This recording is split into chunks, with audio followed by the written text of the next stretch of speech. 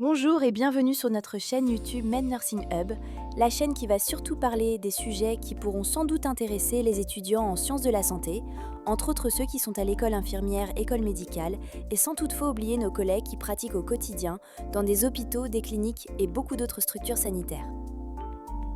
Comme d'habitude, à la fin de chaque vidéo, on va vous poser une ou deux petites questions pour tester vos connaissances sur des sujets abordés. Juste un petit rappel avant de commencer notre sujet du jour, si ça vous intéresse, n'hésitez pas à vous abonner, aimer, partager et activer la cloche de notification pour ne rien rater prochainement. Alors sans plus tarder, parlons de l'asthme. L'asthme est une maladie inflammatoire chronique des voies respiratoires qui provoque un rétrécissement des bronches, rendant la respiration difficile. Il se manifeste par des crises respiratoires avec dyspnée ou essoufflement, sifflement, toux et oppression thoracique. Il est intermittent et réversible, se distinguant ainsi de la bronchopneumopathie chronique obstructive qui cause des dommages irréversibles aux poumons. Parlons des causes et facteurs de risque de l'asthme. La physiopathologie de l'asthme repose généralement sur l'existence d'un facteur déclenchant qui peut être génétique à l'instar des prédispositions familiales comme avoir des parents asthmatiques. Puis viennent des facteurs environnementaux, par exemple la poussière, les acariens, pollen, fumée de cigarette, pollution, etc. Enfin, les facteurs infectieux, comme des infections virales respiratoires, exemple la grippe, rhume, etc. Autre déclencheur qu'on peut mentionner, c'est l'effort physique, stress, émotions fortes, froid ou l'air sec et certains médicaments, comme des inhibiteurs B-adrénergiques, y compris les préparations ophtalmiques. Chez les enfants, la naissance prématurée avant 36 semaines est associée à un risque accru d'asthme tout au long de l'enfance, adolescence jusqu'à l'âge adulte. Passons aux signes et symptômes de l'asthme. On note principalement un essoufflement, surtout à l'expiration, une toux à l'effort, un sifflement respiratoire, wheezing, une oppression thoracique, des crises modérées ou sévères, des dyspnées. Certains patients peuvent aussi présenter un thorax en tonneau. Parlons maintenant des formes d'asthme. L'asthme se présente sous différentes formes. Les plus courants, c'est asthme intermittent, caractérisé par des crises rares, pouvant arriver une fois par semaine. Asthme léger avec des symptômes plus ou moins 2 fois la semaine. Asthme modéré avec des symptômes quotidiens, perturbant les activités normales. Enfin vient l'asthme sévère, caractérisé par des symptômes continus, des crises fréquentes et des activités physiques limitées. Pour diagnostiquer l'asthme, nous effectuons un test de la fonction pulmonaire ou TFP, un test de gaz du sang artériel ou GSA. Nous observons la saturation en oxygène du patient également, diminuée, jusqu'en dessous de 92%. À l'examen clinique par auscultation, on entend les sibilances et enfin on peut faire le test de spirométrie. Passons au traitement de l'asthme. Le traitement de l'asthme repose sur 2 piliers. Primo, le contrôle de l'inflammation bronchique chronique. Secondo, gestion rapide des exacerbations ou crises. Quant au traitement de fond, on donne les corticoïdes comme dexaméthasone, hydrocortisone, prénisolone pour utilisation en cure courte, les bêta-2 mimétiques pour utilisation à longue durée, et c'est là où salbutamol vient au secours, administré par inhalation, toujours dans l'asthme persistant.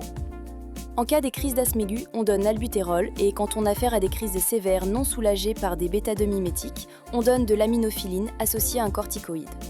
Bref, votre patient asthmatique se verra prescrire des bronchodilatateurs, comprenant un traitement de contrôle ainsi que des médicaments de soulagement. De plus, on peut leur prescrire des anticholinergiques, des anti-inflammatoires, des antagonistes et des leucotriènes. L'asthme mal géré peut toujours poser des gros problèmes. L'une des complications et potentiellement mortelles de l'asthme, c'est l'état asthmatique, aussi appelé asthme aigu grave. C'est une crise d'asthme sévère et prolongée qui ne répond pas au traitement habituel. Il se caractérise par une difficulté respiratoire intense, une respiration sifflante, et une sensation d'oppression thoracique, pouvant mettre la vie en danger si non traitée rapidement. Comme infirmier, vous allez administrer de l'oxygène et préparer le patient à l'intubation d'urgence et à la ventilation mécanique. Côté éducation, il y a donc un certain nombre de points essentiels que vous voudriez discuter avec votre patient asthmatique.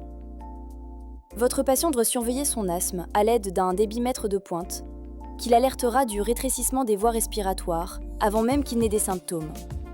Vous devez également dire à votre patient d'identifier et d'éviter les déclencheurs environnementaux ainsi que les irritants. Puis, pour l'asthme induit par l'exercice, ils doivent prendre leur bronchodilatateur 30 minutes avant d'aller faire de l'exercice. Ensuite, vous voulez éduquer votre patient sur la différence entre ces médicaments contre l'asthme à courte durée d'action et ceux à longue durée d'action. Enfin, vous devez conseiller à votre patient de toujours avoir un inhalateur d'urgence avec lui, partout où il va. Alors, c'est l'heure du quiz. J'ai 2 questions pour vous. La première question. Quels sont les principaux mécanismes responsables des symptômes de l'asthme? Réponse.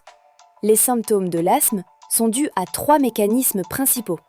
Une inflammation des bronches, une contraction des muscles bronchiques, bronchoconstriction, et une production excessive de mucus, ce qui entraîne un rétrécissement des voies respiratoires et une difficulté à respirer, dyspnée. Deuxième question. Quels sont les 2 grands types de traitement de l'asthme mentionnés dans la présentation? Réponse.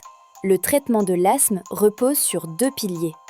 Premièrement, à titre préventif, on utilise les bronchodilatateurs à longue durée d'action, à l'exemple de salmétérol, et les corticoïdes, entre autres dexaméthasone ou la prednisolone. Ces médicaments aident à détendre les muscles des voies respiratoires, les ouvrant pour faciliter la respiration. Ils sont souvent utilisés en combinaison.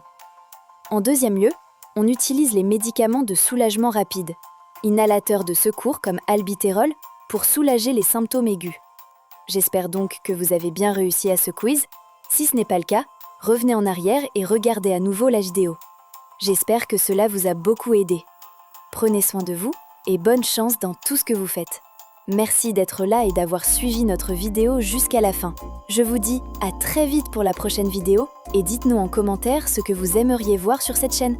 À très bientôt!